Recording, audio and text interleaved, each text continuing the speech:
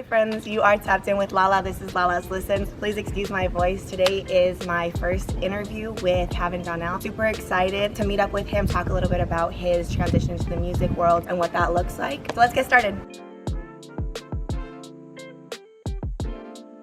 What's good, what's good? My name is Kavin Donnell, Inglewood, California, tapped in with Lala Listens.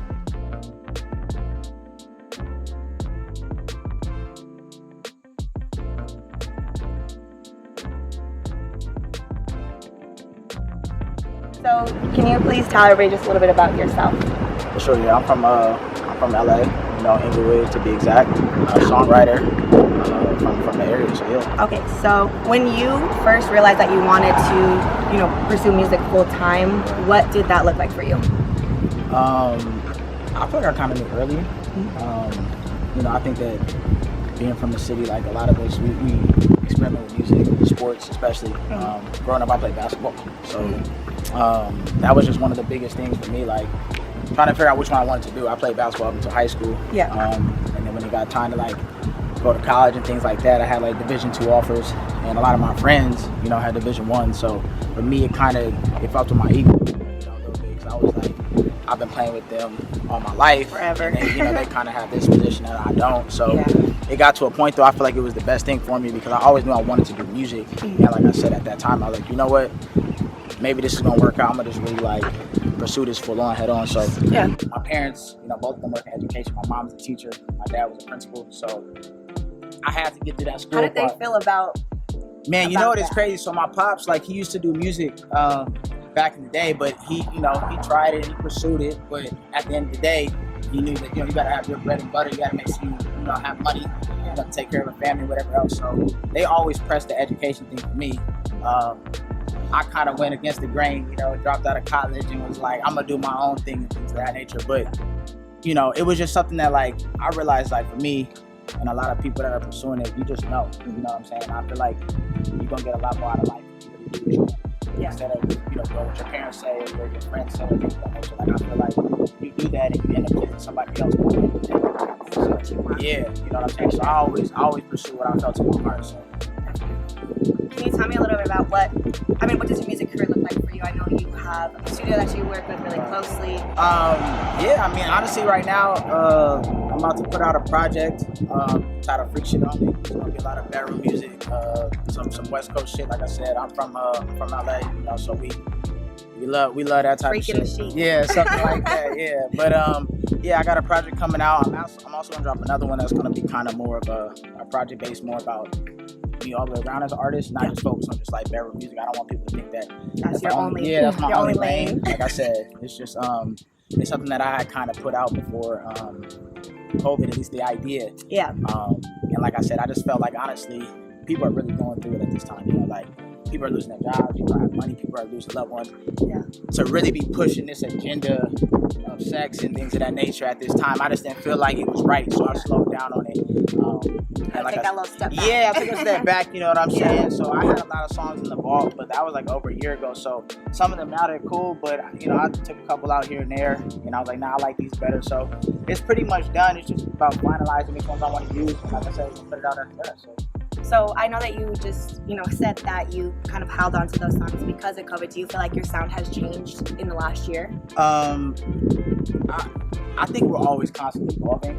I wouldn't say that it's necessarily changed. I just feel like, you gotta, as an artist of any nature, not even just music, I think if you're an actor, even if you're an athlete, the game that you're playing or the way that things go, it always changes. Yeah. So you gotta kind of stay, not even with the curve, you gotta stay ahead of the curve. Facts. You know what I'm saying? So I don't necessarily feel like it's changed more than any other artists. You just probably stand with the times and still sticking to your roots of this is me, but still kind of shape-shifting it into a sense that it makes sense for the time. You know what I'm saying? So I love that you talk about LA a lot because this, it's who you are. Right. Is that where you get most of your inspiration from, or where do you pull that from?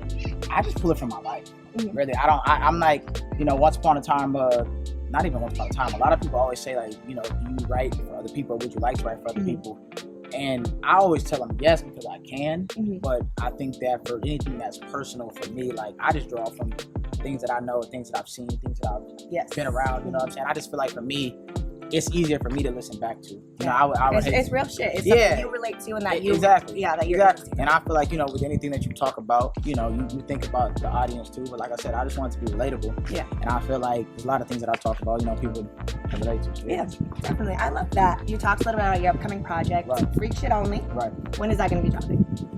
Next month. I drop it next month. Like I said, and I got another project. I got the title, but I don't want to give it away yet. Okay. But I think I'm gonna drop another one in like November. So we're gonna drop a ride for a couple months.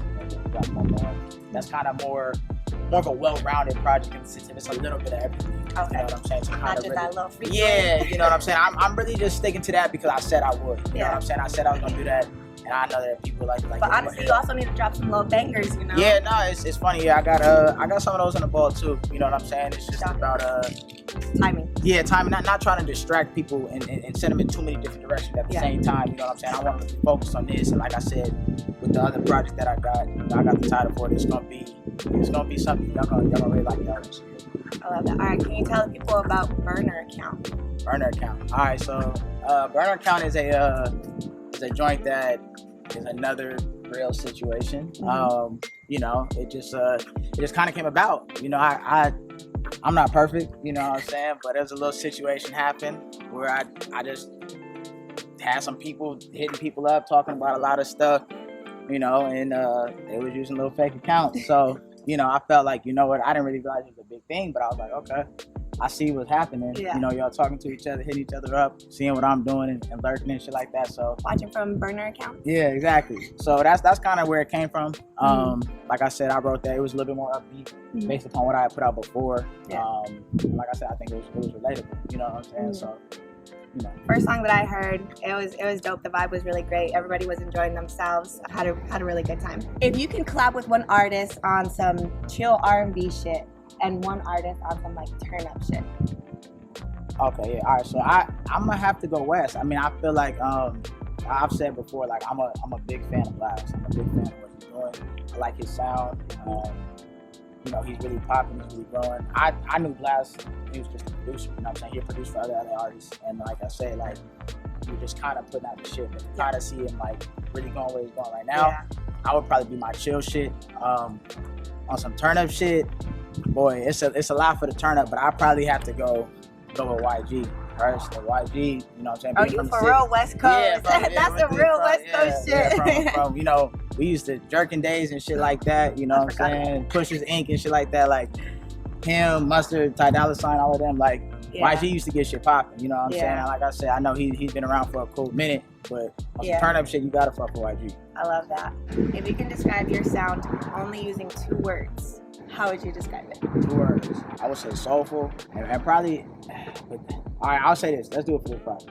For the project, Freak Shit Only, it's gonna be soulful. It's gonna be sexy. You know what I'm saying? That's just for that particular project. Putting the whole sound into 2 words, that's kind of tough. Yeah. Since we talking about that project, I said soulful and sexy. I like that. All right, well, thank you so much for tapping in with Lala's Listen.